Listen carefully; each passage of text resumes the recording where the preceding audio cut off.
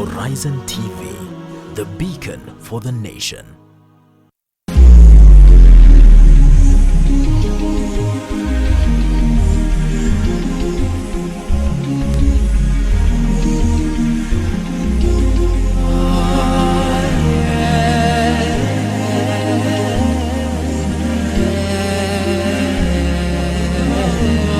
Assalamu alaikum. According to the State of the Global Islamic Economy report by Thomson Reuters, it said that Muslim expenditure in food alone by the year 2022 will exceed at least 1.9 trillion US dollars. The food industry, the food package in the halal industry, the general halal industry, at least enjoys a market share of 36%. Of course, the leader being halal finance with 46%.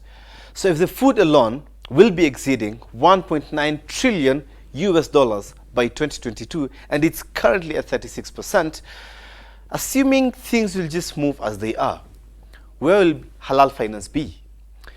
What of halal cosmetics? Talk of halal tourism. So this is an industry with a lot of potential. And joining me tonight to discuss about halal industry and economy in Africa and in Kenya, to be precise, this year 2019 is one of the brainchild of Halal Trade Expo Kenya that just concluded its third edition last week at the Sarit Expo Center. Sheikh Mr. Vaseem Abdul Majid Khawaj. Assalamu alaikum. Assalamu wa rahmatullahi wa barakatuh. Karibu sana. Jazakallah for your time. Thank you so much for inviting us to be with us. Thank you.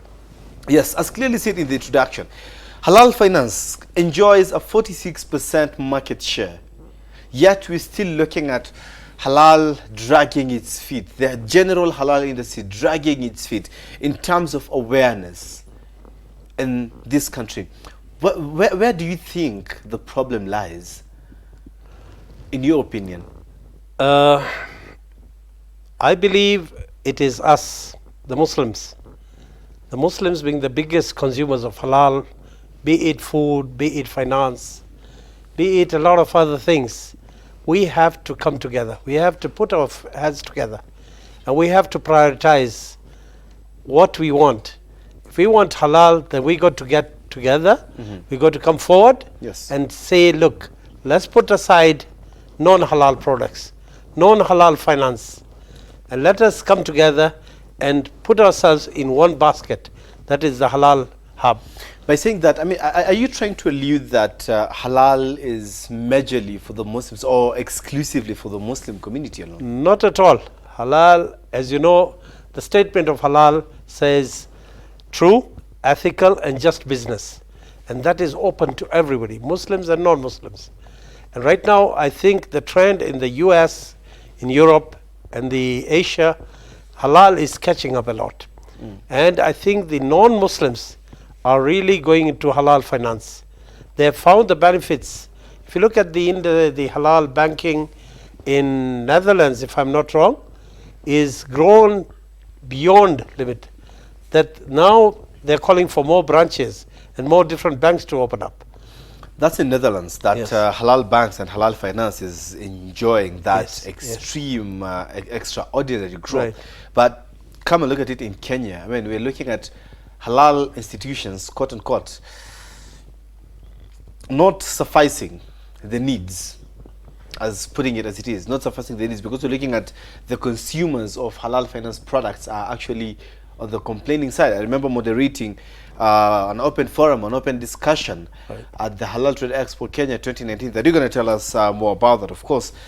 And one of the questions that came from the audience was that they are tempted to go back into conventional banking because the halal financial institutions are not doing enough basically to maintain them.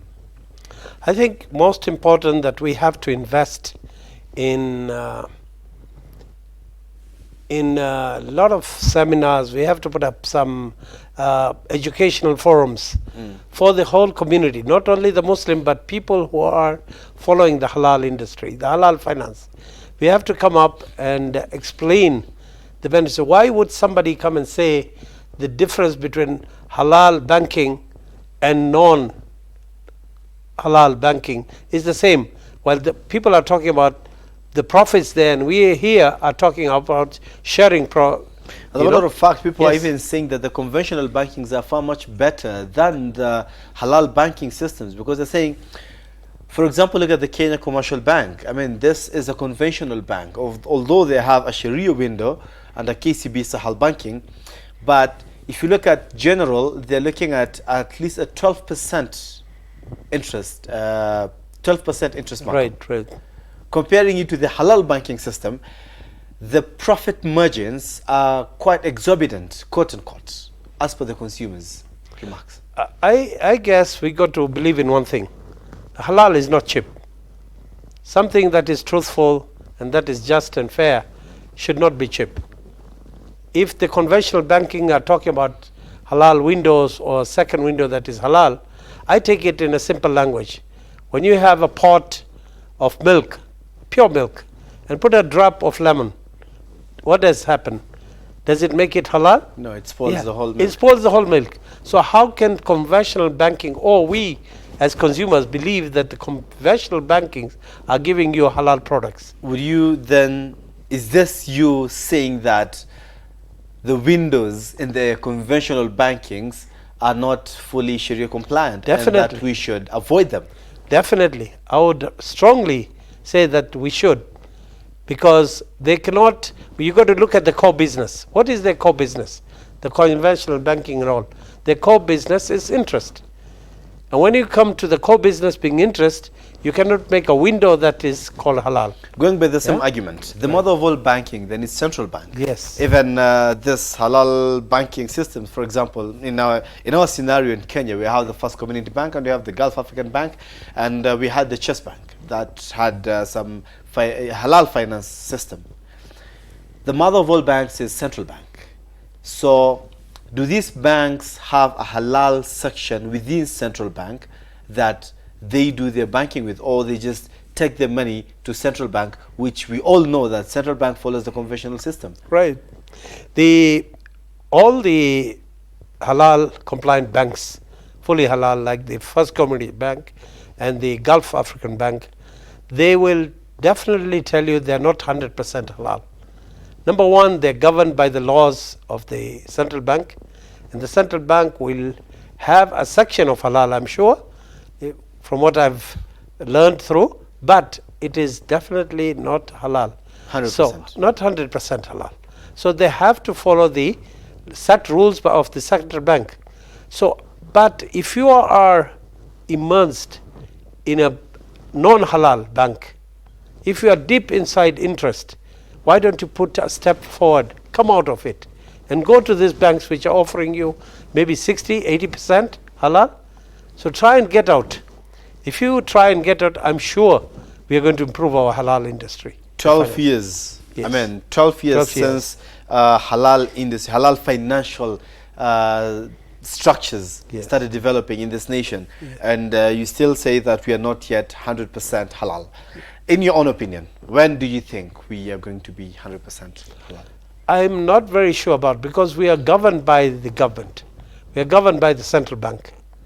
And the central bank will not definitely come up and say whatever the halal banking is being offered by us or protected or governed is not going to be 100%. Or if they come up and openly declare, the government puts up a policy and says that, look, we are now going to have a window in central bank that is going to be 100% halal, then I believe the things are going to change.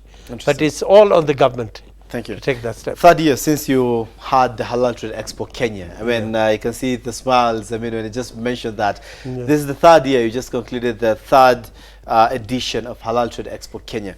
What prompted you to start such an initiative in this country? And do you think you are somewhere towards achieving your goal or objective for as far as Halal Trade Expo Kenya is concerned? I think we are there. We are going over. Kenya is ripe for halal. Kenya has the potential. Kenya has the raw material for halal. And when I talk halal, I'm not talking about food. I'm talking about in general. That we're going to get there. But Yes, First we are. and foremost, why did you start that? What we- inspired you? I think it's not me, but it's a group of people that we got together and thought that it's time we bring halal to the community. When I talk about the community, it is Kenyan community. I talk about Kenyans in general, because we have a lot to offer. The halal industry, as you said earlier, is growing. And you get halal expos or halal exhibition or halal compliant industries from China to the US. So why should we lag behind? Kenya is a potential raw material provider. Kenya is a potential to provide serious labor, people who are hardworking, who are truthful, and who are just. Thank you. So basically you organize that forum so as you could demystify the whole halal notion. Now, as it is right now, when anyone thinks of halal, the first thing that would come into their head was food, consumption, foods and drinks and beverages and all that in restaurants. Yes. Do you think you have been able to reduce that notion even by a smaller percentage? Definitely we have. The 3 years, there's been a lot of plenary sessions, there's been a lot of publications that has come out. We have support of Kenya Bureau of Halal certification. They are the certifying bodies. And mind you, what is halal? Halal is actually an African tradition. When you say halal business, we are talking about Beshara Halali. Interesting. It's just the word halal has come up. Okay. But actually it is Beshara Halali, to do halal business, to conduct business where you can barter trade. Maybe we can just break down a little bit further for us. Beshara Halali, exactly. What does it mean? It's quite ambiguous still. Beshara Halali is simply, on all times our forefathers used to trade. I remember in our village in Lamu, we used to have fish, and we had the Arabs coming from the Gulf and buying mangrove poles. So we would trade from the fish and the mangrove poles. People had goats in northern Kenya, they would trade for maize in Masai land. So that is called Beshara Halali. When people took exactly value of their products and exchange in turn without exchanging monetary value. And today as well, let's contextualize it further. We are talking of currency. It's no longer barter trade. It's no longer goods against goods. This is currency. It's good against money. What would you define as halal? Halal business. What is an ideal halal business? Ideal halal business is, first of all, we got to be honest first. Is my business halal, or just do I want to have a halal label there? So you got to be honest with yourself. Are you going to provide a halal service? Are you going to trade halal? You got to be honest, and you got to be fair, and that is where the barakah comes. When you are truthful, you are just, and you are ethical in your trading, and I'm sure this is going to bring a lot of barakah. Interesting. Yeah? Does it touch anywhere on profit? Maybe there's this misconception that there is some markup profit that Islam has set, markup profit margin that Islam has set, and no one should exceed that. I'm not a learned person, but let me tell you, a business has to have a profit, but you do not go into hoarding. That is not halal. Hoarding to make more money when there is a shortage, that is not allowed. So you do not go into putting exorbitant profits. You have to make a profit, definitely. That's business. But do not make use of people's weaknesses and put high profits. Interesting. Why don't we do a business whereby you sell in volumes, sell in a lot of volumes with small profit. End of the day, you are making more money than selling a few at a very large profits. Wow. Wow. I'm telling you, wisdom. Whatever an old man sees while seated down, you and I will never see, even if we would climb the tallest tree on earth. This is pure wisdom. As my grandfather once told me, that for every gray strand, be it on the bears or on the head, comes with it a wisdom. And you can see and listen and learn from the wisdom that we are having on set tonight. This is how we take a break on this first segment, but don't you go away, because when we'll be back, we'll be talking about halal food, beverages and food and anything edible. As you've seen, 1.9 trillion US dollars by the year 2020. What about now? Hundreds of restaurants have embraced halal. If you own a restaurant, what are you waiting for? Let's talk about the potential of halal restaurant in this coming segment.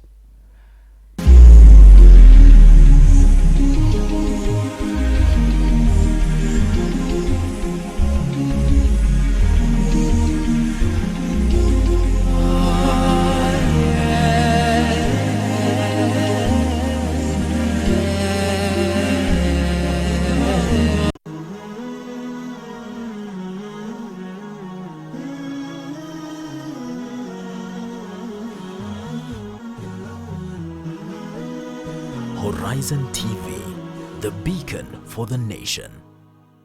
تبارك الذي نزل الفرقان على عبده ليكون للعالمين نذيرا. ni kitabu kitukufu Qur'ani ni kitabu ambacho cha miujiza kilichoteremshwa kwa mpangilio, hazikuletwa harufu hizi za mkato moja kwa moja, hakuna mfano wake, na hamwezi nyinyi Makureishi kuwa ni wenye kutunga kitabu kama hiki ingawa zimetumia harufu zile ambazo zimezitumia katika kuandika au katika kusema. miujiza yake al-Malik. Mwenyezi Mungu ana uwezo usiokuwa na kifano. Ni malengo ya Qur'an. Khazain zote za ardhi na samawati ziko mikononi mwake. Sheikh Muhammad Badamana na uchambuzi wa Qur'an kwa undani kila Alhamisi saa 3 usiku kwenye Horizon TV.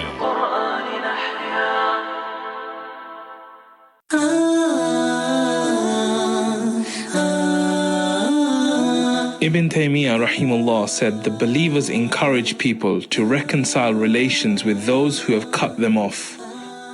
Give charity to those who have deprived them. Forgive those who have oppressed them. Be kind with parents. Uphold family ties. Be kind with neighbors. Be kind with orphans, travelers, and the poor, and to be gentle with servants. They forbid bragging, arrogance, and transgression. They discourage people from feeling superior over others, rightly or wrongly. They enjoin people to use lofty manners and prohibit them from pursuing trifles. All that they say or do from these values and other teachings, in all of it they follow the Quran and the Sunnah. Their path is the religion of Islam with which Allah has sent Muhammad sallallahu alayhi wasallam.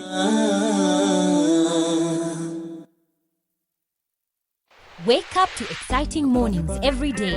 Active Jumatatu with Muhammad Obura. Tech Tuesday with Yusuf Farah.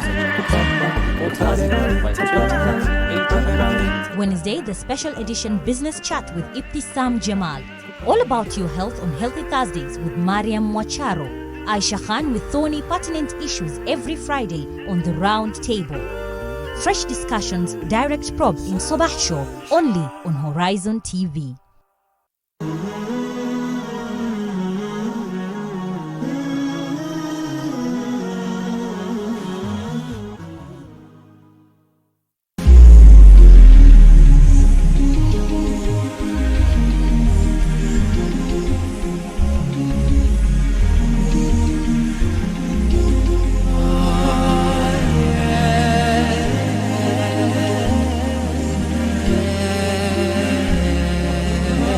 Thank you so much, Ibrahim Muhammad, right there at the gallery for the countdown. Asante sana nashukuru. We are still talking about the halal industry, the advancement of halal industry and economy in the country. And we are with one of the amazing brainchildren of Halal Trade Expo Kenya that was set to demystify the whole concept of halal. Because before that, every time one would hear the word halal, the first thing that would come on top of the head would be consumptions, food, beverages, drinks. And funny enough, I heard there can be a water that is not halal. Subject for another day. Sheikh Vaseem, let's talk about halal food. Hundreds of restaurants are embracing the whole halal. That tells us about the demand in the market about halal. What's your experience in the Halal Trade Expo for as far as food is concerned? I will like to take you back when our patron, Mheshimiwa CS Najib Balala, has been really a brainchild also of the Halal Expo, has been pushing us. And he came up and told us the government, especially the president, is pushing into establishing a second kitchen in every major hotel, a halal kitchen. Yes. The potential of people consuming halal, I'm not saying Muslims, I've known of people going for halal foods being non-Muslims, and yet they value the halal foods. So he's been pushing on that, and the restaurants are coming up. A lot of people are coming up with putting up, because the demand has become more. People are eating out a lot. People want to have healthy food, and halal is healthy. MashaAllah. Yeah, halal is healthy. That's interesting. Yeah. So do you mean that the directive on halal kitchenette has not yet been given? The order is not yet out? The order is not out, but a lot of hotels are going into that way because the potential of Middle Eastern tourists, of tourists coming from Far East, are demanding halal kitchen.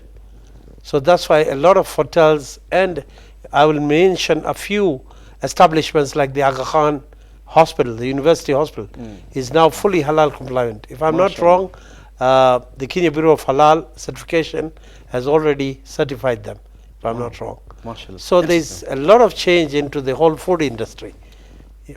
Back to my question. You experienced Halal Trade Expo with the food and beverage industry. How was it? How is it? Alhamdulillah, I think we are reaching there. The business has not been well, but people are seeking to showcase their services and products, the halal products and services. We are going towards the 2020 that halal will not be an annual event, but it's going to be a 365-day program. How so? How are you looking at it? We are looking at a lot of educating people, the public. We are looking at hopefully pulling out some magazines that will bring in on board halal industries and what's happening about halal within the region and outside. We are planning to put up a few things. I say we are already making notes that we like to put in every hotel and at the airport, small card that you can open up and it will tell you about all the halal setups. Interesting. Yeah. But still, when talking about matters halal, there are a lot of voices coming from all quarters. Kenya Bureau of Halal Certification and the Halal Trade Expo and SUPKEM would come and tell us that this is halal, or restaurants X is halal. But again, someone would come, a learned scholar or sheikh from another quarter again, and say that that is not halal according to fatwa A, B, and C. So there's still a very big loophole in matters voice of authority. Last week, a post was going round about some array of outlets within Nairobi and some other towns. Yes. That it is non-halal. Yet, in my research and my talking to some people within the Kenya Bureau of Halal, they told me that there are some joints of the same company that are halal. So, what's really the lacking here? What's really lacking here? I think we must commend the Kenya Bureau of Halal Certification. They are putting up a lot of civic education. They are training. Are they? They are. I think currently, if I'm not wrong, I'm talking about today, they've had some training going on for the shuyukhs, training for the inspectors in certifying halal. So they're putting up a lot, but the need is there. That is why the Halal Trade Expo is going to join in. We want to partner. We want to partner with Kenya Bureau. We want to partner with SUPKEM. And we want to partner with other stakeholders, the producers. We want to partner and come up with a very strong halal based. So people when going to eat, they're going to make sure they're eating healthy. We know there is a lot of problem. I went to a restaurant when they had a certificate that does not belong to them. But they put it there because they know that any consumer seeing that certificate is going to drive it. Is going to drive. But that certificate belonged to somebody else. So we have such people. But I think if I'm not wrong, the government has a policy. All the arbiters and everything should be 100% halal.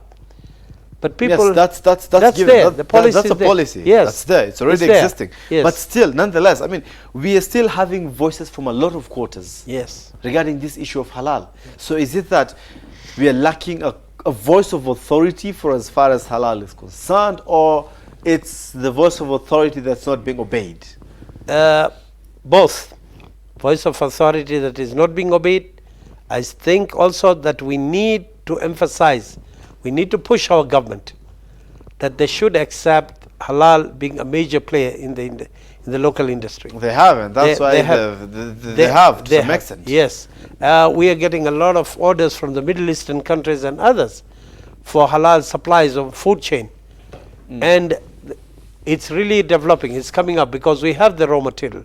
So what we need to do, the government has to come up with certain policies, and also people committing that crime to break should be punished. Besides the government, what other gaps are there for as far as halal awareness is concerned? Our halal awareness should be in a lot of publications. Social media is a very strong tool. We should use that.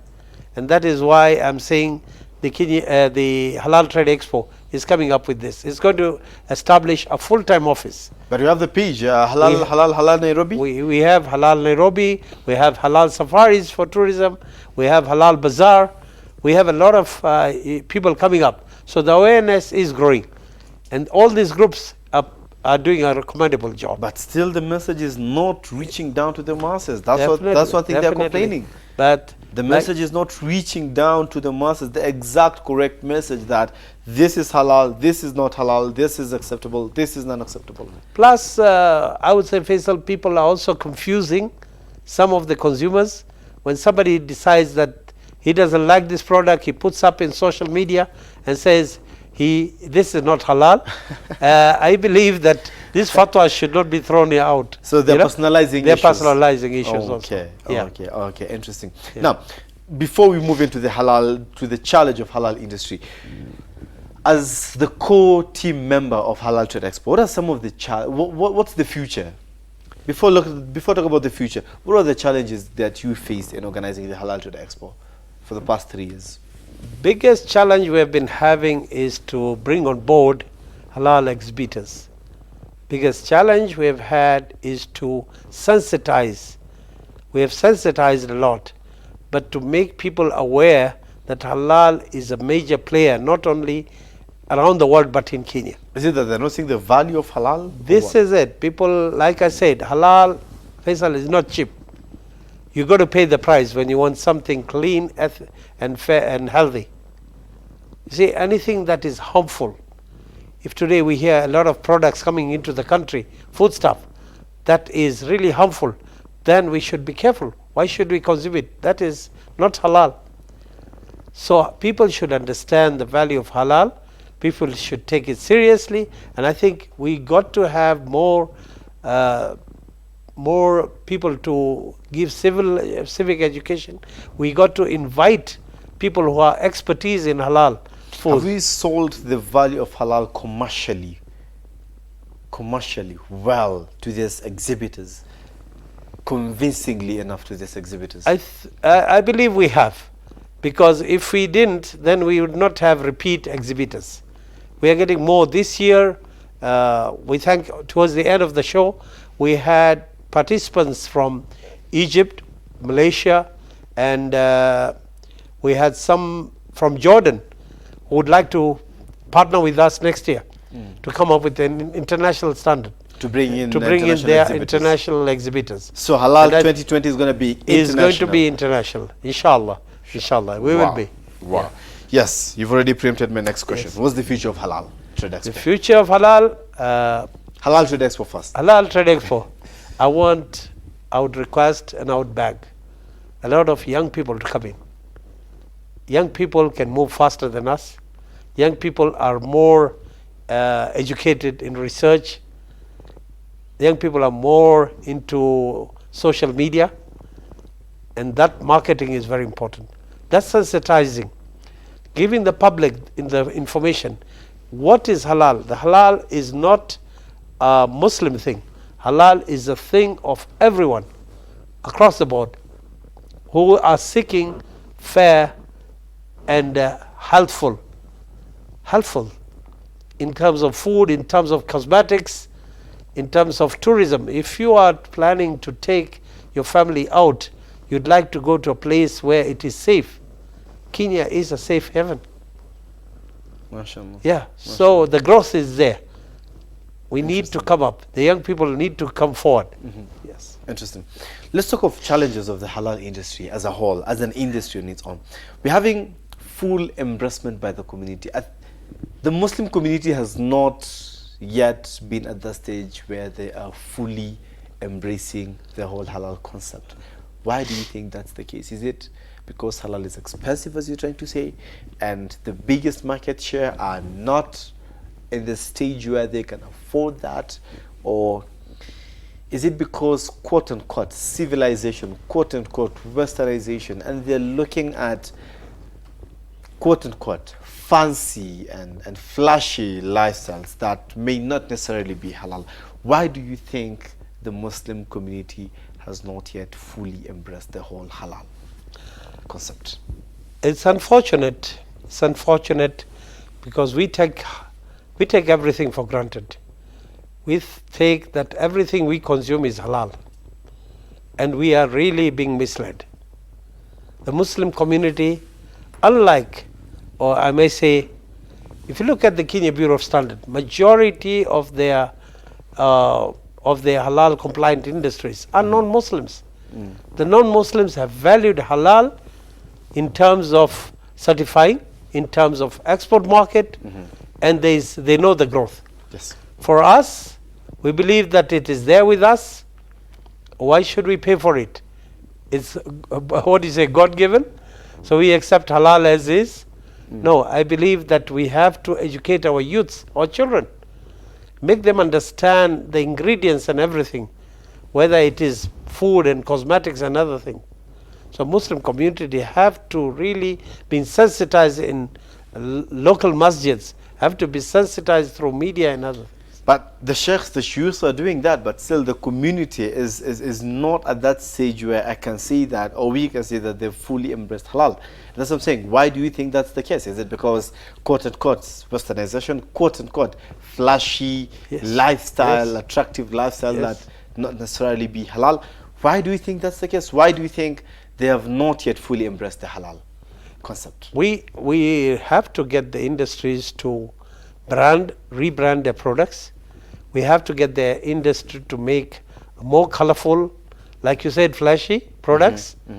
It should be well packed. The packaging has to be looking, if you go and slaughter something or you pack some cosmetics in a small paper, it does not look good. So nobody is going to take interest in it. But if we spend in terms of packaging, marketing and branding, I'm sure we're going to pick up. So you say the buck stops with the service providers and the producers of the product. Exactly. And not necessarily the consumers. Not necessarily the consumers. Consumers need products that are in standards, international standards. Do you think we have enough goodwill from authorities, be it the government or the Muslim leadership in this nation? Yes, we are having, but we still need to demand more. I'm saying the word demand because that is a right. So? Why would you say so? I'd say so because it's our right. We need to demand because we want to make sure my neighbor, my family have to consume halal. And halal has to be our right, whether be it Muslim or non-Muslim. So why do you use cosmetics that's going to burn your skin, that is going to harm you? Is that halal? It might look very nice on the page, but inside there is something that is not halal. So there is goodwill from authorities. There is, but I believe that we need to demand. Our leaders, the Subcam, Jamia Masjid and others, and the sheikhs also, have to come up. We need to sit together, come up with a paper that we can present to the government. Interesting. Yeah. But I'll be coming back with the same thing. Do you think we have enough laws and legislations regarding matters halal? But that and many more will be discussed after this very short break. But before you go, look at this, listen to this. Muslim travel contributed over 156 billion US dollars global GDP in 2016 alone, and is primed to grow in 2020 by 220 billion US dollars. Oh my, don't go away. Don't you go away. We'll be back after the break.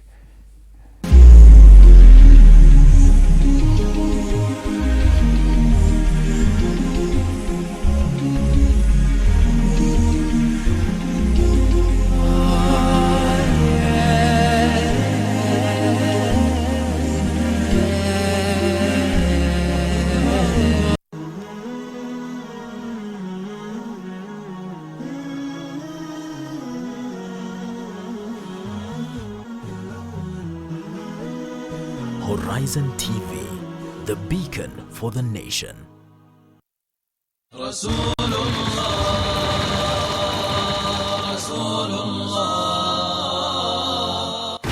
Akawa Abdul Muttalib ampenda sana Mtume sallam hata kushinda watoto wake. Na Abdul Muttalib, Mtume Muhammad sallam alikuwa ni mjukuu wake. Abu Talib na babake Mtume sallam dimba ndugu, tumbo moja, mama moja, baba moja. Baada ya miaka miwili Abdul Muttalib kufa, alipofika miaka 10 wakaamua kufunga safari kwenda Sham, kwenda kufanya biashara. Faqala rahib, huyu mtoto akifika akionekana dola ya Rum watamuua. Akaamua kurudi kuweza kuishi katika mji wa Makka kwa mara nyingine.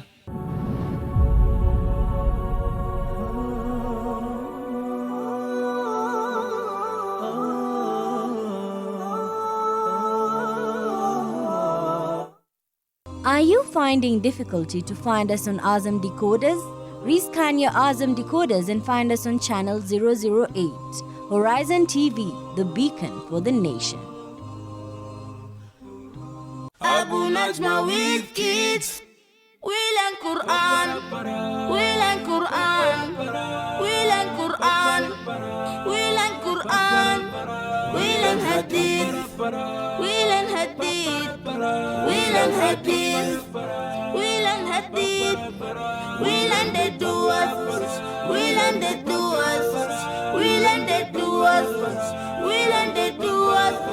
We love a prophet. We love a prophet. We love a prophet. We love a prophet.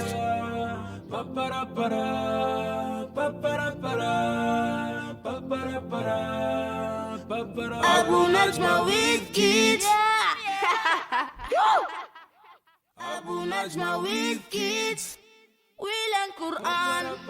We learn Quran. We learn Quran. We learn Quran. We learn Hadith.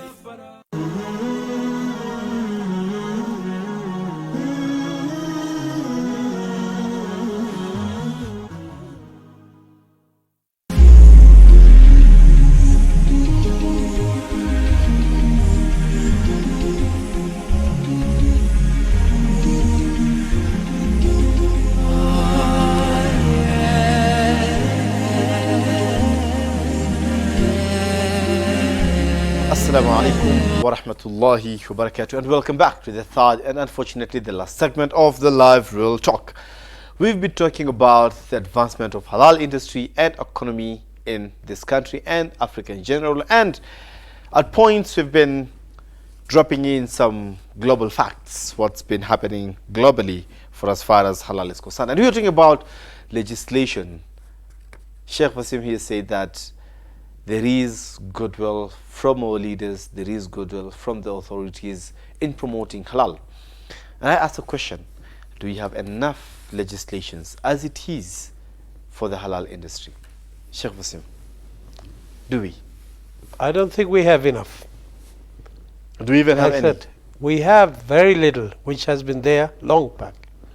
But we need to sit down. We need to create a forum where people come in and talk about setting up these legislations. We need to present a paper to the government. And like I said, we need to demand. Those are the rights to make sure that people consume halal. And we need to set that up. The Halal Trade Expo, if I may say on behalf of the organization, will plan to set up a secretariat, a full-time secretariat. It's going to be a 365 days open. Inshallah. We need financing, we need support, but Allah subhanahu wa ta'ala will provide that. As long as our niyyah is there, ikhlas is there to work and make sure that we serve people halal. The professionals in that should drop a demand list, should drop what should come in the legislation. Let's push it to the government. Let's see how much are we getting. That is more important than other things, and I believe the time is ripe. We need to do that. Interesting. Yeah. So our full-time halal secretariat is coming to promote halal. Inshallah. Halal, Kenya Bureau of Halal Certification, they have a full-time secretariat. As Halal Trade Expo, have you engaged them and seen what they're doing, and maybe before you set up your own secretariat, maybe try and see if you could empower the existing office? We need to learn a lot from them. They have set up a body that is very strong, that is respected, that is recognized by the international halal body at JAKIM in Malaysia. So the Halal, Kenya Bureau of Halal has a lot to offer to the Halal Trade Expo, has a lot to offer to the public in general. What they need also support, our support, in their civic education and all, and promoting halal. They are pushing, they're putting monthly newsletters, they're training, but we need to learn a lot from them. Wow. We need to learn from them. Interesting. Yes. Let's look at the future of halal industry, and my attention is drawn on two particular aspects. One, I'm looking at halal tourism, and number two, I'm looking at halal cosmetics. Beginning with tourism, this is a booming industry in just here in South Africa. In South Africa, it's a booming industry. And look at this. In 2016 alone, Muslim travel contributed over 156 billion US dollars to the global GDP. That is 2016, and is expected to grow by 2020. It's expected to grow by 220 billion US dollars. This, of course, is according to Global Muslim Travel Index. It's a ripe industry, and we have halal safaris only that we've heard of. But, I mean, is it that we're too myopic to see this, or the demand is not yet here in the country? The demand is there. The demand is there. We need to provide that facility of halal. We have the venues, we have beautiful locations. Kenya has a beautiful weather year round. We have nice places. We have the game parks, we have the beach, we have camping, we have a lot of stuff, historical sites. But we need to bring in the halal concept there. What is rightful? When you take your children and your family, what do you want to see? What kind of food do you want to eat? What kind of travel timing you should have? So all that, it is there. But we need to increase. We need to sensitize people that, and Kenya has a lot of potential. If we put up that, we are going to invite. We need to advertise. We need to, I think we need to partner with the Ministry of Tourism and Wildlife. We need to partner with them. Talk of halal industry, talk of halal tourism. What are some of the facilities that you're saying we need to put up, despite the already existing facilities that maybe should be Islamized? Let's talk of the restaurants and the hotels and the banquets, maybe to be Islamized and offer some halal kitchenette and halal facilities. What other structure or infrastructure needs to be put in place to improve on halal tourism? First and foremost is the food. In tourism, food comes on top. So the food has to be right. You have to assure your clientele that it is 100% halal. So if all the 5-star or the lead hotels are going to put up a second kitchenette which will be 100% halal compliant, we will have to make sure all the foods or the supply chain is also halal. So that comes first. Secondly is kind of the location, the kind of facilities that you have. If you have a facility that is not halal, it's going to keep people away. I remember I had some guests at one time, and we took them to a hotel, and there was such a loud music, and they walked out. They didn't care about anything, but they walked out because the atmosphere was not halal. So we got to list up all the halal. I think we got to, when we are having these forums, we could invite halal safaris to come in and guide us what kind of offers they're doing. What have they learned from internationally? They also have picked up a lot from South Africa and Turkey. Turkey has a lot of halal travel. You have traveled the world. You have gone to this halal expos in Dubai, in Malaysia. Yes. What have you seen that they are doing that maybe we could implement right here in Kenya to increase, or rather to escalate and accelerate the rate at which halal is growing in the country? Halal worldwide, talk about Dubai, talk about Malaysia, talk about South Africa, is come up because everybody feels the industry has a lot of potential. We need to bring that potential to Kenya. We need to bring that potential to Kenya. How do we do that? We need to market Kenya as a halal hub.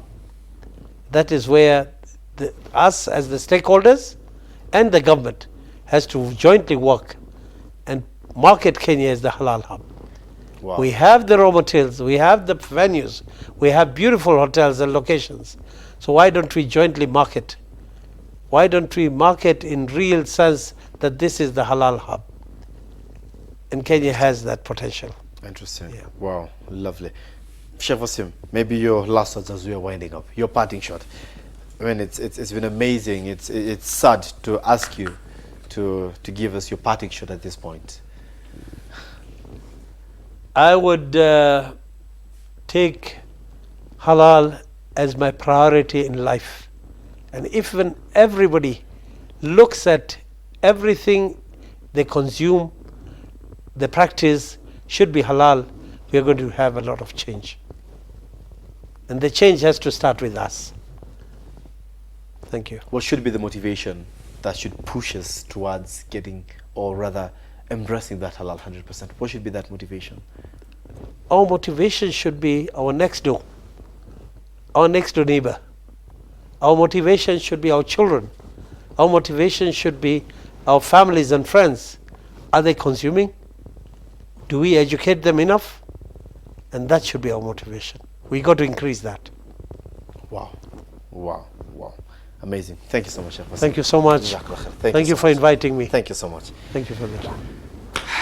Yes, you get it, folks. Amazing. Wisdom from Sheikh Vaseem Abdul Majid Khawaj, a core team member of the Halal Trade Expo.